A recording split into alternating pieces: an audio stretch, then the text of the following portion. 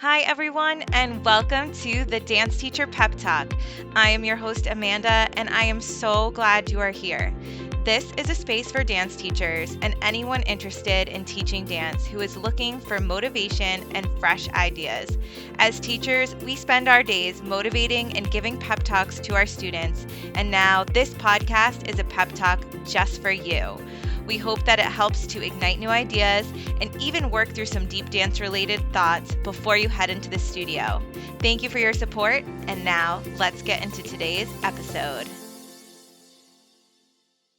Hello, everybody, and welcome to a very special seasonal episode of Dance Teacher Pep Talk.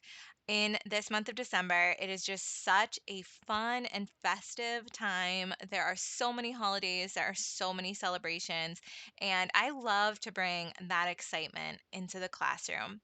And so today's episode is going to be about one of my favorite ballet classes that I've done over the years around the month of December to celebrate this fun season. And if you have followed any of my content, you may have seen that I'm very big into stories and children's literature when you can bring them into your classroom effectively.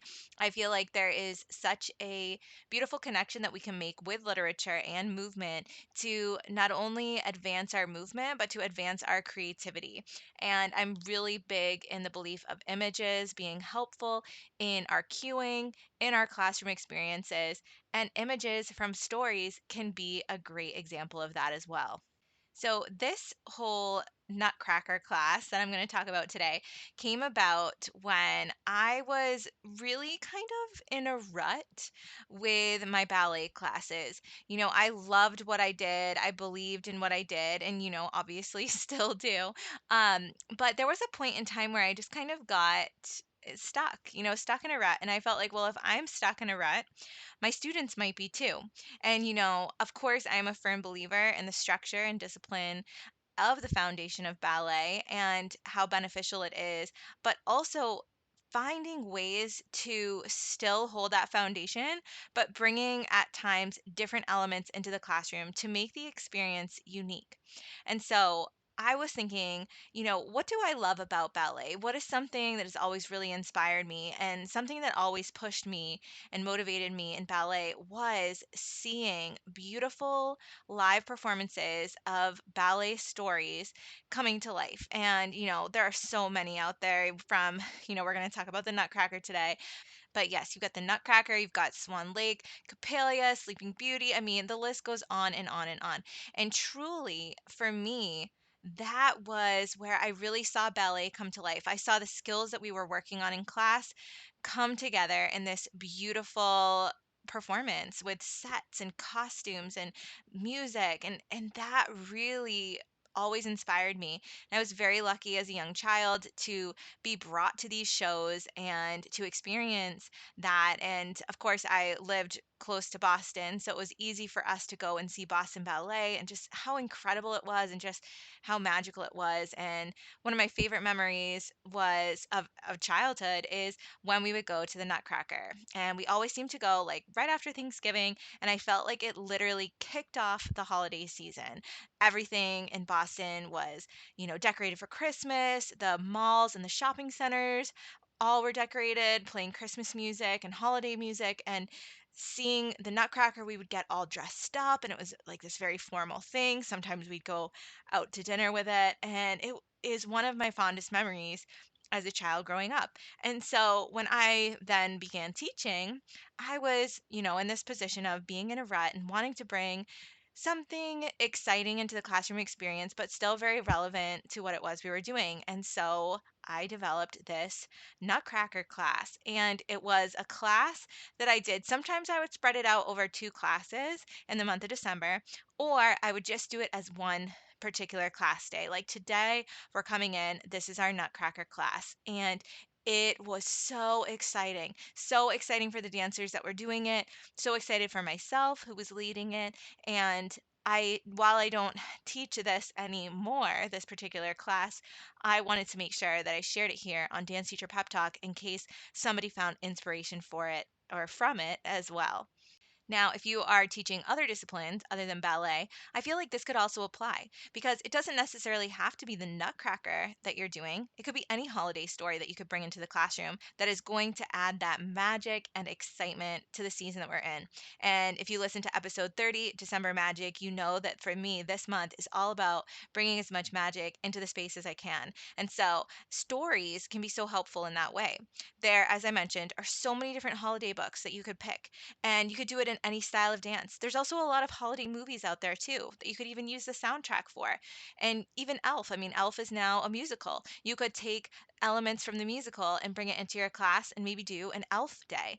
And there's so much out there that we can use and bring into our classroom while making it all relevant to the movement that we're doing. So let's talk about Nutcracker class. So typically, how we would begin the class is we would start off at our bar doing our bar work. And I should also mention to start this class is geared towards elementary age students on the younger level of elementary. So say like maybe grades one, two, three, maybe four. However, you could stretch the content to any age group that you'd want to. So we would start the class with, like I said, a short bar form where we would, be doing our warm ups and preparing our bodies and knowing that everything we were doing at the bar was preparing us now for the next exciting part, which was the Nutcracker class. And so after we did our short bar, what we would then do is we'd come into center and I would read a very brief summary or synopsis of each of the different acts and scenes within the Nutcracker. And so we started off by talking about the first act, and I would also do this in a very like summarized, type of fashion. Because of course we don't have like all night. This is a class that maybe I would only have for an hour. So we need to be able to do the content within an hour. So we would start off and discuss the first act. And so I'd kind of summarize everything from, the party scene to the gifts and the introduction of the Nutcracker, and sort of ending that with the battle once Clara falls asleep and the Nutcrackers and the mice fight. And so we would, after discussing that, we would start to bring those elements to life. And so what I did was I used a very simple a CD, literally a CD, but now there are playlists out there that you can find on Spotify or Apple Music. But I used the Nutcracker from the London Festival Orchestra. So that was the version that I used that I have here on CD. It is copyright 1992, so it's been around for a bit. It's a very simplified version of the Nutcracker. Not all of the music is on it, but it made it easy for my class. So the first thing that we do is with the beginning with the party scene, we would act out and we would start with the first song, which was the traditional Nutcracker overture. And so with that song, we would sort of do our polka step as a greeting. So we'd have our little gallop and skip. And I turned it into this feeling that, okay, since this is a party scene and everybody's arriving, we're having fun at the party, we're around each other, we would practice this step in a circle. And then we'd also practice it around the room, acknowledging each other. So when we're galloping out, maybe we look to a friend and skip, and we started then adding our head motions with it. Maybe we even added some port de bras that had a little bit of a presentation with it too, as if we were welcoming everybody within the party. And so that would be that step that we would use and practice because it is a skill that we had been working with prior in that level. So after we did that, we would then move on to the battle scene. And so we would turn into our nutcrackers, and I would line the dancers up across the floor or line them up going from the back of the room towards the mirror. Sometimes I did that too so that they could see the stretch of their foot and then the entry of the foot into the floor, doing grand battements across the floor, traveling as sort of like a soldier kick. And I used the Nutcracker March music for this. So we would do the our big kicks, as we call them at that age level, our grand battements across the floor to that. In older classes, like say maybe upper elementary, that step may be changed to a little bit different. So maybe with party scene, instead of working on our like polka step, maybe we would do more of something like tombe pas de bourrée or something like that, a little bit more advanced. But again, sort of feeling like a greeting step. But again, you can completely make this your own. So after we got through that first act, we then reconnect sitting together, or maybe just again briefly, maybe the dancers are moving to a different place in the room for this next portion, as you now give a brief summary of the next act, which is, or yeah, the next act is the snow scene. So, with the snow scene, what I like to do is I like to use, I believe, so this one isn't actually on the Nutcracker CD that I used, but I really like using the forest of fir trees in winter. So, that particular song, I love using that as sort of like an adagio moment because it's very grand, it's very sophisticated. And so that kind of takes us through that feeling as well of we are in the beautiful snow pine forest, and maybe even, not that you're going to bring fake snow into your classroom because that would be really tough to clean up, but maybe if you brought some Christmas lights into your class, maybe during that particular portion of the class acting out this snow scene, maybe you put the Christmas lights on and turn the lights off so that we're changing the environment, but we're making it feel as magical as that snow scene is in real life Nutcracker. So, after we journey through the snow scene, we then move into the second act, which is the Land of the Sweets, the Kingdom of the Sweets. And so, this one gets to be. This is where like a lot of the more of the stuff happens because we have all of the gifts that are brought from different countries. We have all the presentations that are done for Clara and the Nutcracker. And so a lot of these songs I would use then to continue our skills, particularly across the floor.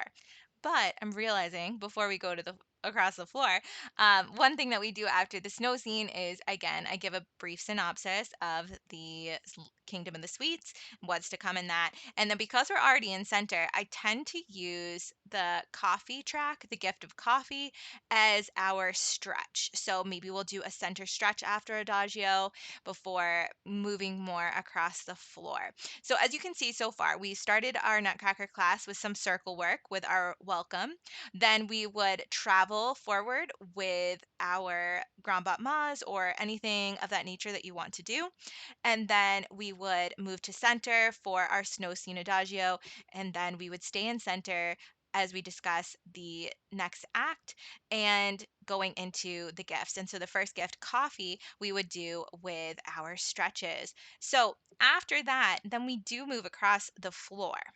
So to start across the floor, I typically used the T track where we would use that for skips or emboîté. So just something that's a little bit quicker, and that is moving us across the floor for that. And then the next gift that we would look at is the toy flutes. Now, depending on your level, because can all be different for your levels, I know I mentioned tombe pas de bourrée in the if you were doing an older version of the party scene or like the gathering. And so maybe you might use Tomboy Podbury there. But for me, I tend to use Dance of the Toy Flutes with Tomboy Podbury and Glissade. It can be slowed down a little bit depending on, how you're doing the sequence, but that at this age level is more something that I'd be breaking down slowly. And so the music helps with that. I feel using the Dance of the Toy Flutes for that. After that, we would go to the Waltz of the Flowers, and I would do waltz with that. So just a very simple brush up, up, and just incorporating again some different heads and port de bras with that as well. Sometimes I would also in this level do sort of like a chasse hop or like a slide hop arabesque, just very small, introducing that saute arabesque type of feeling during Waltz of the Flowers. And so after that, of course, the Kingdom of the Sweets ends with the Sugar Plum Fairy, and I use the Dance of the Sugar Plum Fairy music for chaîné turns across the floor for that age level. But I do go back, and the reason you'll see why this makes sense now, but I usually go from the chaîné turns to ending the class with leaps or grand jeté. And the reason why, like, it is kind of backwards, it's definitely not in order, but it's because, traditionally we would be doing that at the end and you wouldn't do leaps in the middle there across the floor.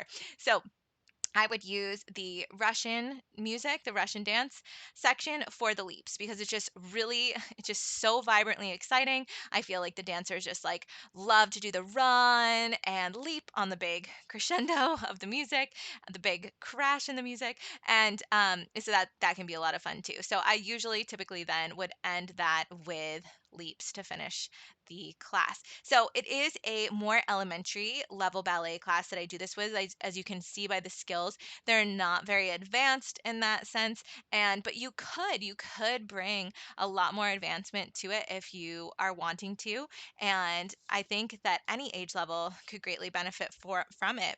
Now, a part of why I did this too, this particular class, is because these dancers that was working with, they didn't have a Nutcracker experience to perform. So I know that many studios do have Nutcrackers that they perform. And so this class might not be as exciting for those dancers who are maybe already partaking in Nutcracker and have that full experience. But for dancers that don't get that experience, I just feel like adding this class can create that magic and help them to be a part of it because so many of them are going to see the Nutcracker, whether in that season or they've seen it before, and it is just such a magical and true to the season expression of art with this beautiful ballet that we have.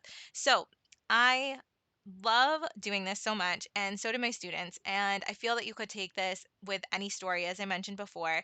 There are so many playlists out there. You could really cater to making it work for the style of dance you're doing or the discipline of dance that you're doing. And I just think it's a way to, as you can see, we were working on the same exact skills that we were doing, but we were just adding a different flair to it. So, the across the floor that I typically would do, the skills that I would typically do with that age level, it was the same. But what was different about it was we were feeling as if we were a part of this Nutcracker experience and also getting that added element of that little brief summary or synopsis of each section of the story as the class went on. So I wasn't sitting down and reading the story for the whole class. I was making the story come to life in action form, section by section. And so that's another part of it too that can be really helpful for your class experience because you want to keep the class moving. If we do sit for a while, maybe we may lose interest and it might not grab us the same way as just like that little bit of information and that next little bit of information. So for me, I found this method worked a lot better because I was able to give a little bit of the story and then we all were able to bring it to life with the movement that we were doing. I hope today's content inspires you to add some magic into your classroom and knowing that it's not going to necessarily change the content that you're doing, but it's just delivering it in a different way, unique for the season itself. Don't forget to follow Dance Teacher Pep Talk on Instagram at Dance Teacher Pep Talk because I am sharing so many other holiday content ideas over there. And I'm also sharing some of my favorite holiday and winter song playlists.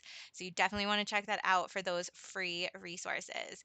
And if you are loving listening to Dance Teacher Pep Talk, I highly recommend that you follow us on the podcast platform that you listen to the most because that will help you know when new podcasts are out and available. For this month of December, we only have one more episode left before Dance Teacher Pep Talk takes a vacation, takes a break. And so next week, we have one more episode to listen to. And then I will be returning in January with some exciting content and some really special interview episodes ahead. So I just want to thank you all so much for supporting and listening to Dance Teacher Pep Talk. I hope that your holiday season is off to a beautiful start, and I'm excited to hear how you bring the magic of the season into your dance classroom as well. Thanks, everybody, and I will talk with you next week.